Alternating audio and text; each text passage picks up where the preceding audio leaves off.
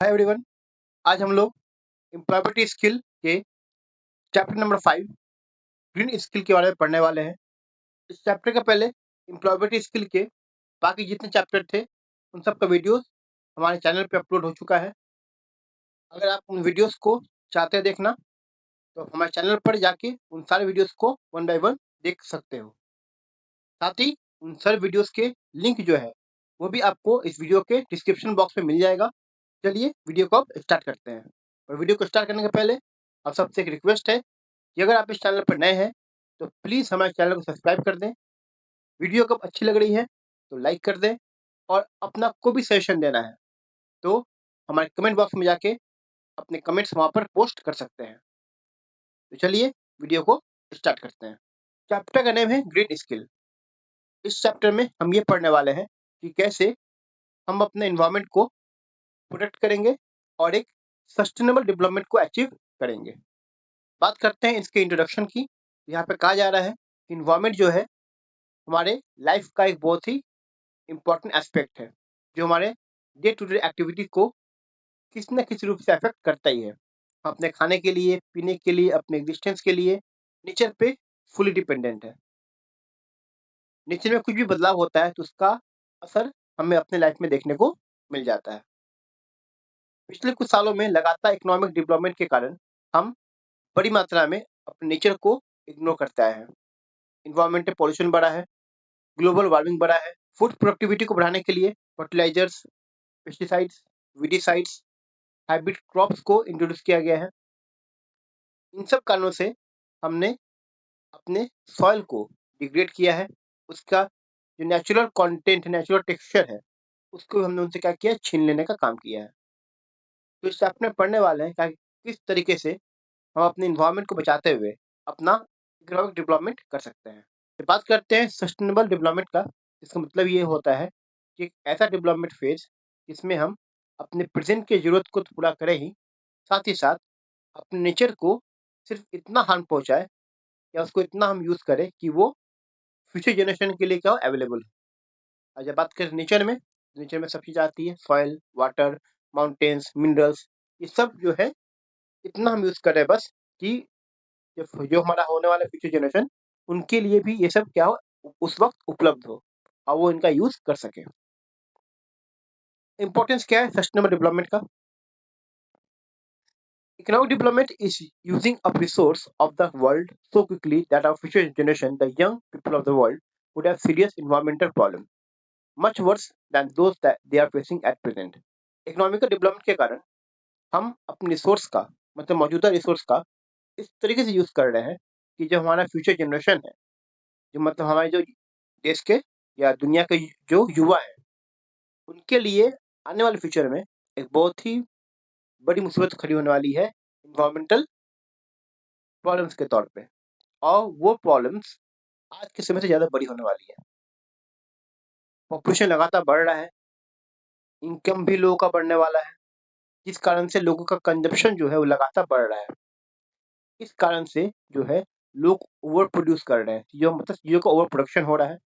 अब जब चीज़ों का ओवर प्रोडक्शन होगा, मतलब ये कि नेचुरल रिसोर्स का ज़्यादा से ज़्यादा इस्तेमाल किया जा रहा है और ज़्यादा से ज़्यादा इस्तेमाल करने के कारण जो है इसका जो भार है, ठीक है, वो हमारे फ्यूचर जनरेशन पे पड़ने वाला है। क्योंकि जितनी बड़ी मात्रा में हम अपने रिसोर्स का इस्तेमाल करेंगे फिलहाल अभी, उतनी तेजी से वो रिसोर्सेज आने वाले समय के लिए क्या हो जाएगा, खत्म होते रहेगा। अभी रिसेंट डेटा आया था, मैंने कुछ दिन पहले पेपर में पढ़ा है कि हम बड़ी मात्रा में आज के डेट में सोलर एनर्जी के लिए तरफ बढ़ रहे हैं। अब हमें पता होना चाहिए कि सोलर एनर्जी को ट्रैप करने के लिए हम सिल्वर जो है का यूज करते हैं।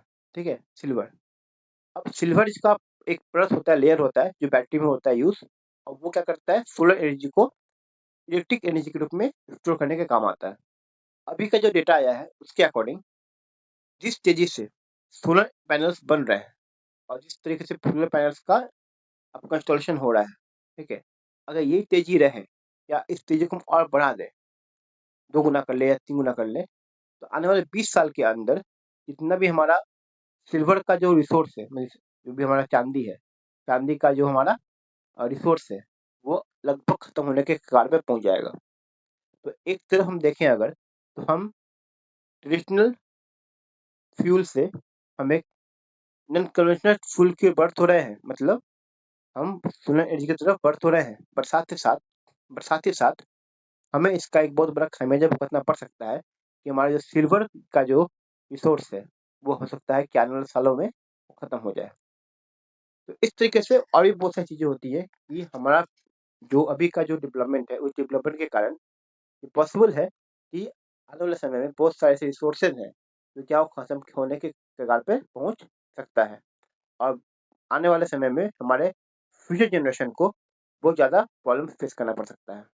World commission on environmental and development 1987 के अनुसार सस्टेनेबल डेवलपमेंट वो डेवलपमेंट का तरीका है जिसमें कि हम प्रेजेंट लोगों की नीड को तो पूरा करें, लेकिन हम ये ध्यान रखें कि हमें प्रेजेंट लोगों के नीड को पूरा करते हुए हमारा जो है फ्यूचर जनरेशन उसके नीड को हम कोई कॉम्प्रोमाइज ना कर रहे हो, उसे हम क्या कहेंगे, सस्टेनेबल डेवलपमेंट। बात करते हैं problem related to sustainable development. 3 major problems है सस्टेनेबल डेवलपमेंट का। पहला है food. The amount of rich fertile land needed to grow crop such as wheat, rice, etc is becoming less as you are using up more and more land for other purpose। जो चाहिए मात्रा हमें wheat, rice जैसे crops को उगाने के लिए जिस लैंड की मात्रा चाहिए वो लैंड की मात्रा लगातार क्या हो रही है, कम हो रही है, क्योंकि हम ज़्यादा से ज़्यादा लैंड का इस्तेमाल बाकी चीज़ों के लिए कर रहे हैं। सॉइल का जो न्यूट्रिएंट्स है वो भी लगातार क्या हो रहा है, कम होते जा रहा है, क्योंकि एक ही जगह पे लगातार एक क्रॉप उगाया जा रहा है। ठीक है, इस कारण से जो सॉइल का जो न्यूट्रिएंट्स कंटेंट है वो क्या होता है, वो ओवर यूज हो रहा है। केमिकल्स काफ़ी बड़ी मात्रा में इस्तेमाल किए जा रहे हैं, इस कारण से जो गुणवत्ता है, जो क्वालिटी है फूड की, वो क्या हो रही है, लगातार कम हो रही है। दूसरा है वाटर। फ्रेश वाटर हमें कहाँ मिलता है, रिवर, पॉन्ड्स और आइसबर्ग्स, यहीं पे मिलता है। और नहीं, फ्रेश वाटर क्या करते हैं, पानी के रूप में इस्तेमाल करते हैं, खासकर शहरों में जो है, गाँव में भी हम लोग नदी और जो हमारे पॉन्ड्स होते हैं, जो लेक्स होते हैं, उनका पानी को क्या करते हैं, पीने के लिए इस्तेमाल में लाया जाता है। बट लगातार पीने का पानी जो है, मतलब नदियाँ, पॉन्ड्स लगातार पोल्यूट हो रही है, सूख जा रही है, जिस कारण से आने वाले समय में हमें बहुत बड़ी मात्रा में पीने का पानी का शॉर्टेज होने वाला है। ठीक है, आपको अगर ध्यान में होगा तो आज से करीब 1 से 1.5 साल पहले साउथ अफ्रीका में बहुत बड़ी मात्रा में क्या हुआ था, पीने का पानी का शॉर्टेज हो चुका था। सेम ये हालत अभी फिलहाल हमारे बैंगलोर में हुआ। बैंगलोर में भी बड़ी मात्रा में क्या हो रहा है, पानी का अकाल पड़ गया, पानी वहाँ पे खत्म होने लगी है। ठीक है, तो ये प्रॉब्लम हमें होने वाले समय में और भी शहरों में और देशों में देखने को मिल सकता है, अगर हम अभी ही इस बात को लेके टेंशन ना हो जाए कि हमें पानी को क्या करना है, सेव करना है, उसका प्रॉपर तरीके से हार्वेस्टिंग भी करना है। थर्ड आपका आता है फ्यूल। हम फ्यूल के रूप में, ईंधन के रूप में बड़ी मात्रा में लंबे समय से वुड्स और वुड से बने हुए प्रोडक्ट का इस्तेमाल कर रहे हैं, जैसे कि कोल, पेट्रोलियम। ठीक है, इन सब का इस्तेमाल एज ए फ्यूल हम कर रहे हैं। अब इन सब चीज़ों के लिए जब लकड़ी का बहुत बड़ी मात्रा में इस्तेमाल होता है एज ए फर्नीचर के लिए, एज ए आपके घर बनाने के लिए, तो इसमें क्या होता है कि हम पेड़ों को बहुत बड़ी मात्रा में काटने का काम करते हैं, और जब पेड़ कटता है बड़ी मात्रा में कहीं पे भी, तो वहाँ का क्लाइमेटिक कंडीशन क्या होता है, पूरी तरीके से चेंज हो जाता है। वहाँ का फ्लोरा फाउना, वहाँ का क्लाइमेट, वहाँ का टेम्परेचर, इसमें बहुत बड़ा बदलाव आता है। आपने देखा होगा कि जब आप कहीं पे ट्रैवल करते होंगे, अगर कोई जगह ऐसा जगह आ गया जहाँ पे कि पेड़ पौधा बहुत ज़्यादा है, तो वहाँ पे टेम्परेचर अपने आप क्या होता है, काफ़ी ठंडा हो जाता है, काफ़ी एक आरामदेह टेम्परेचर होता है। जबकि वही आप ऐसी जगह पे आ जाओ जहाँ पे कि पेड़ पौधा बहुत कम है, वहाँ पे आपका टेम्परेचर क्या होता है, अपने आप जो आपको लगेगा कि ज़्यादा है। तो ये होता है इसलिए क्योंकि बहुत सा फिनोमेना काम करता है उसमें। ठीक है, बट पेड़ों की कम होने के कारण ही हमें फिनोमेना देखने को मिलता है। अब हम देखते हैं कि सस्टेनेबल डेवलपमेंट में क्या क्या आता है। पहला आता है reducing excessive use of resource and enhancing resource conservation. हमें एक्सेसिव यूज नहीं करना रिसोर्स का, और इस बात पर ध्यान देना है कि हम रिसोर्स को जितना हो सके उतना बचा सकें। दूसरा, recycling and reuse of waste material. जो भी वेस्ट मटेरियल हो रहा है उसको रिसाइकिल करें और उसको रीयूज करें। Scientific management of renewable resources, specially bio resources. जो भी हमारे रिन्यूएबल रिसोर्सेज हैं उनका सही से एक साइंटिफिक आकलन हो, साइंटिफिक मैनेजमेंट उनका किया जाए, खासकर बायो रिसोर्स का। प्लांटिंग मोर ट्री, ऑब्वियसली जितना ज़्यादा हम पेड़ लगाएंगे उतने ज़्यादा चांस है कि हमारा इन्वायरमेंट क्या रहे, सेफ रहे। Green grassy patches and trees to be interspersed between concrete building. मतलब हरे भरे जो ग्रास के मैदान हो या पेड़ हो, उनको क्या चाहिए लगाना, जो बड़े बड़े बिल्डिंग्स हैं उनके बीच में या जहाँ भी खाली जगह है वहाँ पर उनको लगाना जरूरी है। नेक्स्ट आपका है using more environment friendly material और बायोडिग्रेडेबल मटेरियल। हम जितना हो सके उतना इन्वायरमेंटल फ्रेंडली मटेरियल चाहिए यूज़ करना, या फिर ऐसे मटेरियल जो कि क्या हो, बायोडिग्रेडेबल हो। Use of technology which are environmental friendly and based on efficient use of resource। हमें ऐसे टेक्नोलॉजी चाहिए यूज़ करना जो कि इन्वायरमेंटल फ्रेंडली हो, साथ ही साथ ये रिसोर्स का बेहतरीन यूज़ भी कर रहा हो। अब बात करते हैं हम सस्टेनेबल डेवलपमेंट गोल का, SDG। सस्टेनेबल डेवलपमेंट गोल को क्या कहते हैं हम लोग, SDG कहते हैं। SDG are a universal call of action to end poverty, protect the planet and ensure that all people enjoy peace and prosperity। SDG जो है ये एक कह सकते हो वैश्विक एक आह्वान है, कॉल है, ठीक है, कि हम सब मिलकर जो है पॉवर्टी के अगेंस्ट लड़े, प्लैनेट को प्रोटेक्ट करें, ये इंश्योर करें कि ज़्यादा से ज़्यादा लोग शांति और सौहार्द में वो रहें। The sustainable development goals were launched at United Nations Sustainable Development Summit in New York in September 2015। तो SDG का जो लॉन्च हुआ था वो लॉन्च हुआ था United nation sustainable development summit में, जो कि न्यूयॉर्क में 2015 सितंबर को आयोजित किया गया था। इसी मंच पर हमने 2030 तक का एजेंडा बनाया सस्टेनेबल डेवलपमेंट के लिए। इसमें टारगेट रखा गया है जितने भी कंट्रीज हैं वो लगातार काम करेंगे अपने यहाँ पे। इसमें टारगेट दिया गया है कि जितने भी कंट्री इसमें शामिल है वो सब इसके लिए अपने देश में काम करेंगे और 2030 तक इस डेवलपमेंट को क्या करेंगे, हासिल करने की कोशिश करेंगे। The 17 SDGs have been made with the aim to take care of important issues facing business, government and society। तो 17 SDG बनाए गए हैं जिनका मुख्य लक्ष्य है कि वो इम्पोर्टेंट इशू, कुछ ऐसे इम्पोर्टेंट इश्यूज जैसे कि बिजनेस, गवर्नमेंट और समाज से जुड़े हुए इम्पोर्टेंट इशू को देखने का काम करेगी। टोटल 17 SDG बनाए गए हैं जिनका इस लक्ष्य से बनाया गया है उनको कि वो जो है समाज में होने वाले बिजनेस कारण से कोई लॉस अगर हो रहा है या गवर्नमेंट के पॉलिसी का कोई दिक्कत हो रहा है या सोसाइटी का कोई इशू है, उन सबको जो है एक जगह पर रखने का कोशिश करेगा। Some of this issues are poverty, में से ऑब्वियस कोई इशू क्या है, गरीबी है, जेंडर इक्वलिटी है, जेंडर इनइक्वलिटी होगा, ठीक है, वाटर का यूज, एनर्जी का यूज, क्लाइमेट चेंज, ये सब बहुत सारे अलग अलग इसमें आपके इशूज हैं जो इसमें इन सबको क्या करना है, इंटरटेन करना है। Countries are now making policies and regulation that will promote sustainable system। अब जो भी देश हैं वो अपने ऐसे तरीके, ऐसे रूल्स को लेके आ रही है ताकि वो सस्टेनेबल डेवलपमेंट को ज़्यादा प्रोटेक्ट उसमें इनकरेज कर सके और लोगों तक उसको पहुंचा सके। The core skill required by a person who wants contribute towards environment include environmental awareness and willingness to learn about sustainable development. जो कोर स्किल चाहिए, ठीक है, कि आप कैसे अपने इन्वायरमेंट को बचा सकते हो, उसमें अपना कंट्रीब्यूशन कैसे दे सकते हो, उसके लिए आपको क्या करना पड़ेगा, आपको सस्टेनेबल डेवलपमेंट से जुड़े हुए चीज़ों को पढ़ना पड़ेगा, समझना पड़ेगा। If we are responsible about our life then we will do our best at home. Obvious अगर हम अपने लाइफ के लिए, अपने आने वाले बच्चों के लाइफ के लिए जिम्मेदार है, सीरियस है, उनके लिए हम ये काम जरूर करेंगे ताकि फ्यूचर में उनके साथ कोई गलत चीज़ ना हो जाए।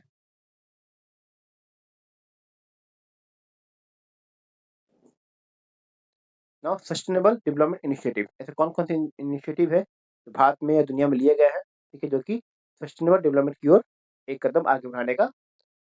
बात करते हैं सस्टेनेबल डेवलपमेंट इनिशिएटिव का।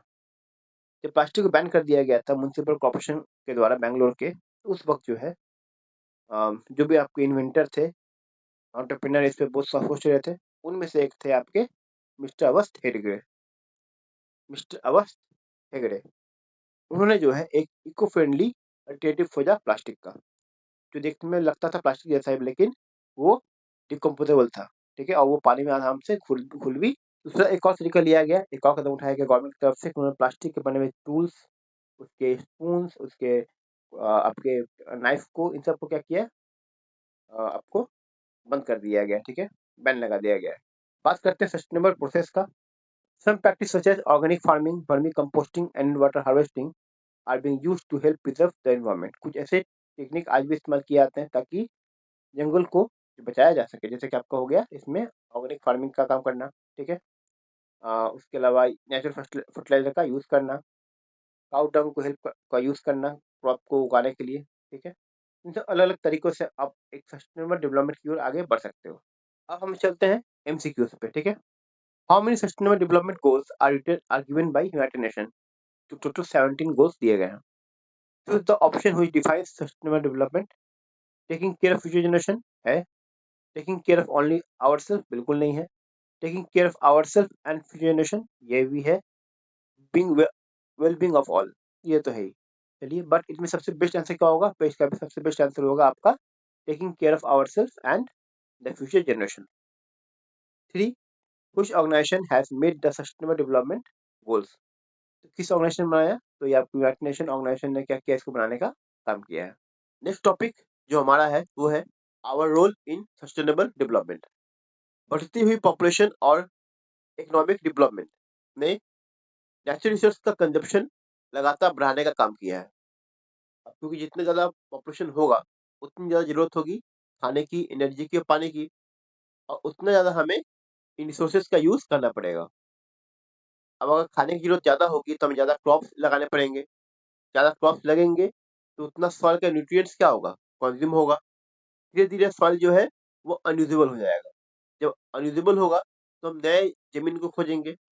नई ज़मीन को खोजने के दौरान हमें क्या करना पड़ेगा? पेड़ों को काटना पड़ेगा लगातार, और इस तरीके से फॉरेस्ट क्या होंगी? कम होती जाएंगी। तो इसका पूरा एक साइकिल है, इसके कारण हर एक रिसोर्स पे उसका क्या पड़ता है? प्रभाव पड़ता है। सिमिलरली हमें एनर्जी के लिए फॉसिल फ्यूल्स चाहिए बड़ी मात्रा में। आज भी अपने एनर्जी के कंजप्शन के लिए हम अपने फॉसिल फ्यूल्स पे क्या करते हैं? डिपेंडेंट है ज़्यादातर। तो अगर पॉपुलेशन बढ़ती है तो एक बात इसमें और होता है कि फॉसिल फ्यूल्स का डिमांड क्या होगा? लगातार बढ़ेगा, और इनका भी डिप्लीशन लगातार होते रहेगा। अब बात ये आती है कि हम नेचर से इतना कुछ लेते हैं तो उसे देते क्या हैं? एग्जाम्पल के लिए हम जब फॉसिल फ्यूल का यूज करते हैं एनर्जी को प्रोड्यूस करने के लिए, तो वापस में क्या जा रहा है? वापस में जा रहा है आपका पॉल्यूशन, ठीक है। वैसे ही अनट्रीटेड गार्बेज वगैरह जो निकलता है घर से, वो हमारे पूरे पूरे सराउंडिंग को खराब करने का काम करता है।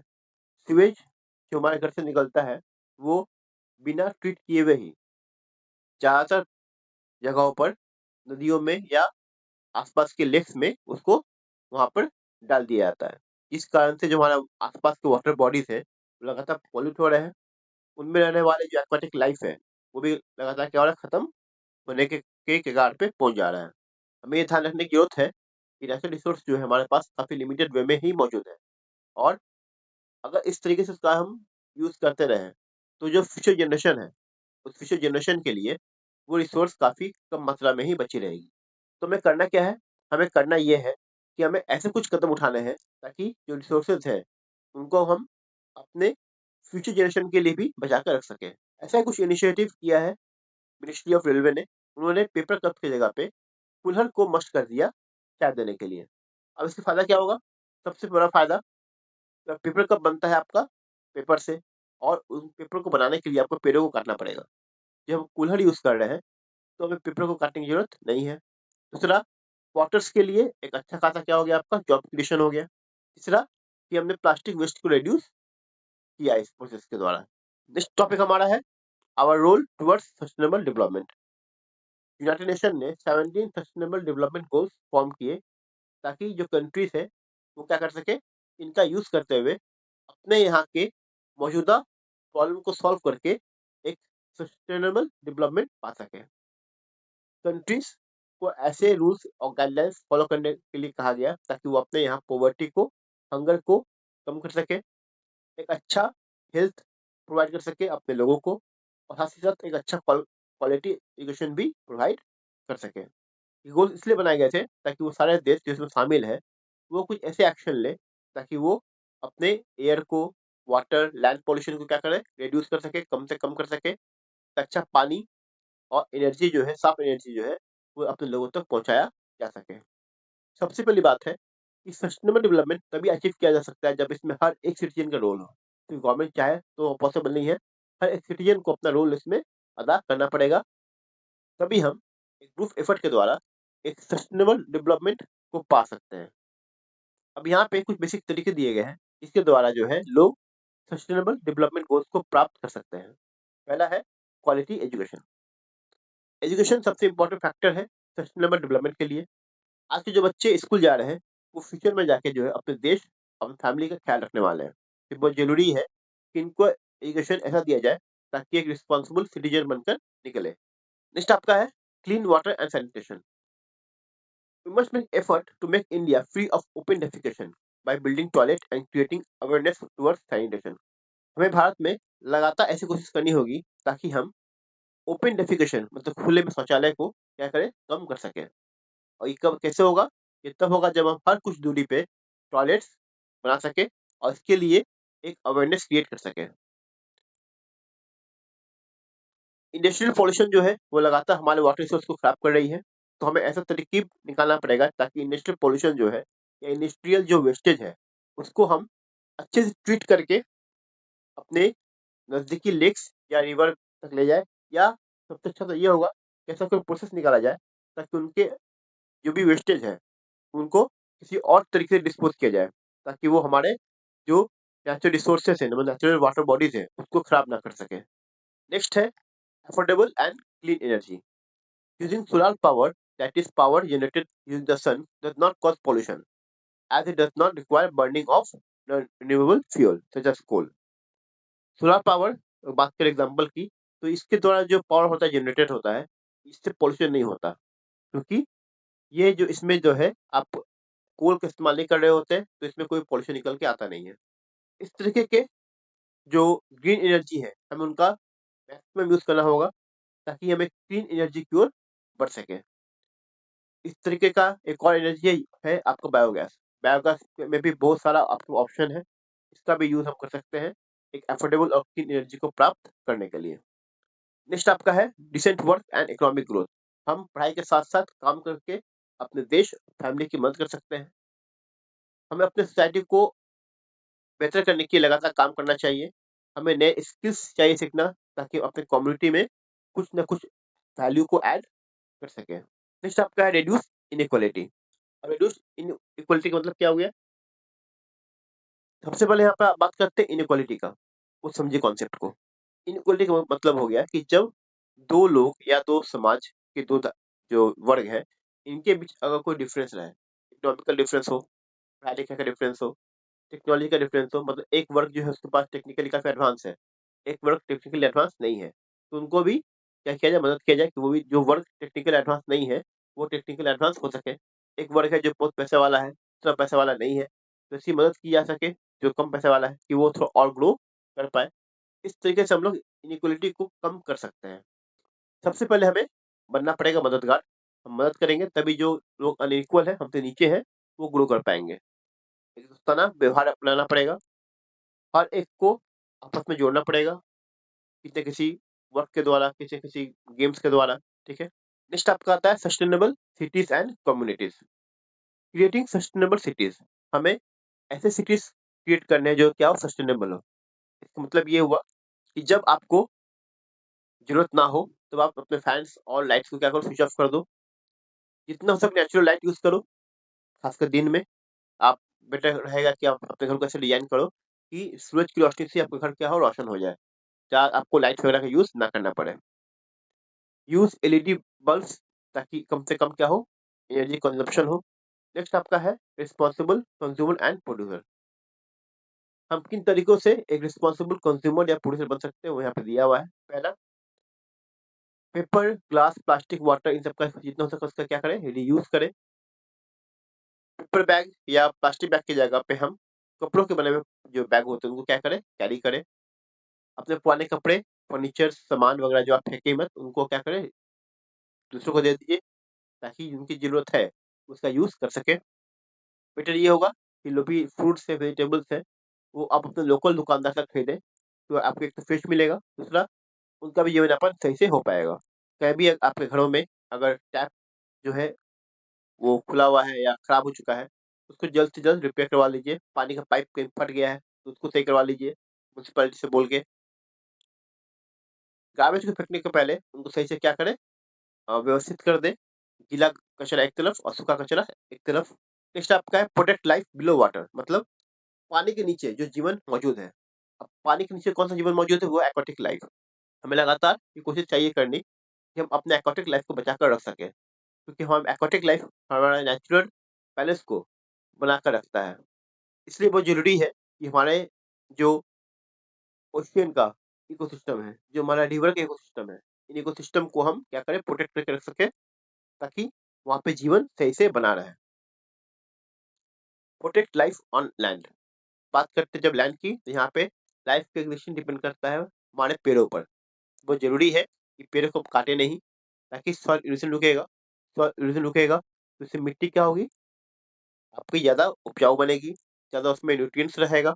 और जब मिट्टी रहेगी न्यूट्रिएंट्स, तो आपको अच्छा क्रॉप मिलेगा और तभी आप खा पाओगे। इससे बहुत जरूरी है कि लैंड्स को बचाया जा सके। बात करें यहाँ पे कुछ क्वेश्चन का, तो पहला क्वेश्चन दिया हुआ है, which of the following sources of energy is form a renewable source, में कौन सा है, तो सोलर एनर्जी क्या है आपका रिन्यूएबल सोर्स है।